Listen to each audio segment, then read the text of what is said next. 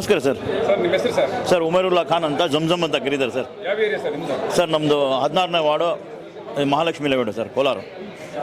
Sir ಕಳೆದ ಚುನಾವಣೆಯಲ್ಲಿ ಎಲ್ಲೋ ಒಂದು ಕಡೆ ನಿಮ್ಮ ಒಂದು ಯುವಕರಿಂದ, ನಿಮ್ಮ ಒಂದು ನಾಯಕರಿಂದ ಎಲ್ಲೋ ಒಂದು ಕಡೆ JDSಗೆ ಹಿನ್ನಡೆ ಆಯಿತು ಅಂತೇಳಿ ಜನ ಪ್ರಚಾರ ಮಾಡಿದ್ರು. ಎಸ್, ಈ ರೀತಿ ಆಗಿದೆಯಾ ಸರ್? ಆಗಿದೆ ಸರ್, ಸ್ವಲ್ಪ ಹೆಚ್ಚು ಕಮ್ಮಿ ಆಗಿದೆ ಸರ್. ಯಾಕಂದರೆ ನಾವೆಲ್ಲ ಆಶ್ವಾಸನೆ ಕೊಟ್ಟಿದ್ರು CM ಶ್ರೀನಾಥ್ ತೊಂಡಗೆ ಎಲ್ಲ ನಿಮ್ಮ ಜೊತೆಗೆ ಇರ್ತೀವಿ ಅಂತ. ಲಾಸ್ಟ್ ಮೂಮೆಂಟಲ್ಲಿ ಏನೋ ಸ್ವಲ್ಪ ಹೆಚ್ಚು ಕಮ್ಮಿ ಆಗಿದೆ. BJP ಭಯ ಬಿದ್ದು ಇದು ಹೋಗಿದೆ. ಈಗ ಪಶ್ಚಾತ್ತಾಪ ಪಡ್ತಾ ಇದ್ದಾರೆ ಸರ್ ಮುಸ್ಲಿಮ್ಸು.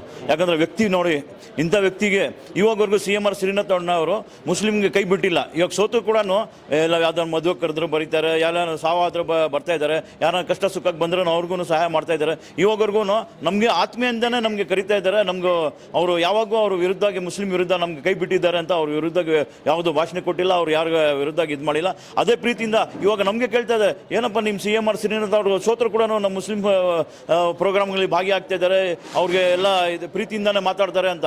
ಆ ವ್ಯಕ್ತಿ ಹಂಗೆ ಸರ್, ಅದು ಆ ವ್ಯಕ್ತಿ ಮೇಲೆ ಅವ್ರ ಪ್ರೀತಿ ಈಗ ಪಶ್ಚಾತ್ತಾಪ ಪಡ್ತಾ ಇದ್ದಾರೆ. ಕೆಲವರು ನಮ್ಗೆ ಕೇಳ್ತಾ ಇದ್ದಾರೆ, ನೆಕ್ಸ್ಟ್ ಏನಾನ ಇರ್ಲಪ್ಪ ವ್ಯಕ್ತಿಗೆ ಓಟ್ ಹಾಕೋಣ ಅಂತ ಹೇಳ್ಕೊಳ್ತಾ ಇದ್ದಾರೆ ಸರ್. ಎಲ್ಲೋ ಒಂದು ಕಡೆ 2028 ಚುನಾವಣೆಗೆ ಇನ್ ಕೇಸ್ ಏನಾದರೂ JDS ಅಲ್ಲಿ CM ಶ್ರೀನಾಥ್ ಅವರು ಅಭ್ಯರ್ಥಿ ಆದಾಗ ನೀವು ಯಾವ ರೀತಿ ಚುನಾವಣೆ ಮಾಡ್ತೀರಿ ಸರ್? ನಾವು ಆದಷ್ಟು ಪ್ರಯತ್ನ ಪಡ್ತೀವಿ ಸರ್. ನಮ್ಮ ಅವ್ರದ್ದು ವೋಟ್ ಹಾಕ್ಸೋಕ್ಕೆ ಜಾಸ್ತಿ ಲಾಸ್ಟ್ ಟೈಮಿಂದಾನೇ ಜಾಸ್ತಿ ವೋಟ್ ಬೀಳುತ್ತೆ ಅಂತ ನನಗೆ ನಂಬಿಕೆ ಇದೆ ಸರ್. ಕಳೆದ ಚುನಾವಣೆಯಲ್ಲಿ ಯಥೇಚ್ಛವಾಗಿ 100ಕ್ಕೆ 90 ಭಾಗ ನಿಮ್ಮಲ್ಲೇ ಫೋಕಸ್ ಇಟ್ಟದಂಥ ವ್ಯಕ್ತಿನ ಎಲ್ಲೋ ಒಂದು ಕಡೆ ಸೋಲಿಸಿದ್ರು ಅನ್ನೋದು ಪ್ರಚಾರ. ಅದು ಮನಸ್ಸಿಗೆ ಮನಸ್ಸಿಗೆ ನೋವಿದೆ ಸರ್.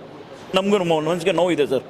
ಸೊ ಇದ್ರ ಬಗ್ಗೆ ನಿಮ್ಮ ಅನಿಸಿಕೆ ಏನಿಸುತ್ತೆ ಸರ್? ಅವಾಗ ನಾವು ತಪ್ಪು ಮಾಡ್ಕೊಂಡಿದ್ದೀವಿ, ನಮ್ಮ ದೊಡ್ಡವರು ತಪ್ಪು ಮಾಡ್ಕೊಂಡಿದ್ದೀರೋ ಅಂತ ನಮ್ಗೆ ಮನಸ್ಸಿಗೆ ನೋವಿದೆ.